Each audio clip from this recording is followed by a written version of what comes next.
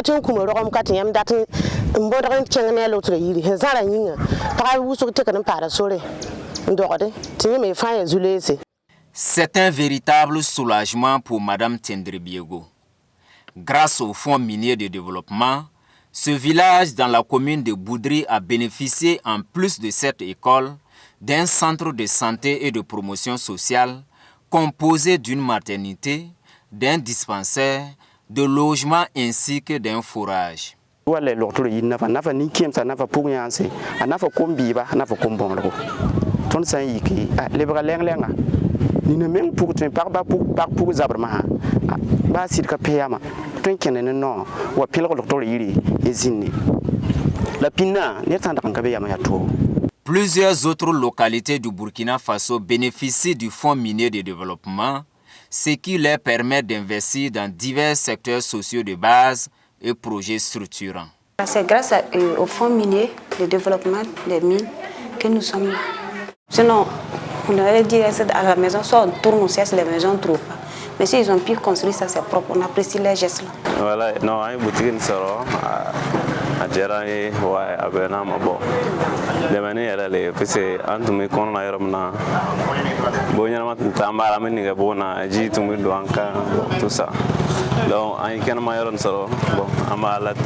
De 2022 à 2024, la collectivité région a reçu 1,188 milliard au titre du Fonds minier de développement local. Cette somme, nous l'avons utilisée dans différents secteurs, notamment les secteurs sociaux tels que l'éducation, la santé, l'humanitaire, en tenant compte bien entendu du contexte, et aussi appuyer les FDS par l'achat de motos. Ici, nous sommes sur le site de la future gare routière de Houndé.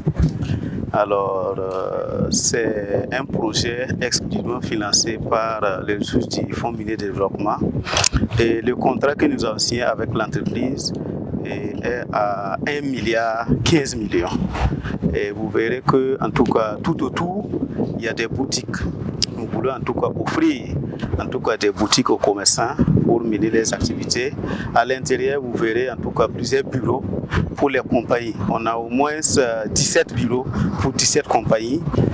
Le fonds minier que nous avons reçu au cours de l'année 2024, pour fin 2023, début 2024, ça s'élève à plus d'1 milliard et quelques. Voilà. Et en tout cas, à travers ce milliard-là, nous l'avons utilisé pour investir, en tout cas, dans tous les domaines. Au niveau de la commune de Thion, à plusieurs reprises, plusieurs personnes nous ont posé la question. Quand on regarde dans la commune, on a vu que vous avez clôturé la gendarmerie, vous avez réalisé telle infrastructure, vous avez équipé telle infrastructure, mais ils se demandent d'où vient ce fonds. Tout de suite et maintenant, nous répondons que c'est vrai que la commune n'a pas été lotie, la commune ne bénéficie pas d'un certain nombre d'avantages, mais grâce au Fonds minier de développement, on fait face à ces réalisations. Pour les localités bénéficiaires du fonds, l'impact n'est plus à démontrer. D'autres pays même viennent s'inspirer de ce qui se passe au Burkina Faso. Vraiment, il fallait y penser, le Fonds minier de développement local. Le Fonds minier de développement existe depuis 2017. Mais si on prend par exemple les ressources collectées entre 2022 et 2024, on se retrouve avec plus de 168 milliards. Sur les 168 milliards collectés, 65 milliards ont été reversés au niveau du fonds de soutien patriotique. Pour permettre davantage une meilleure gestion des ressources du fonds minier, l'État burkinabé a adopté en 2024 un nouveau code minier avec plusieurs innovations. Il revient aux collectivités de faire le choix des projets de développement et soumettre à un comité qui va examiner les projets, valider et transmettre à travers le ministre chargé des mines au Conseil des ministres pour être adopté.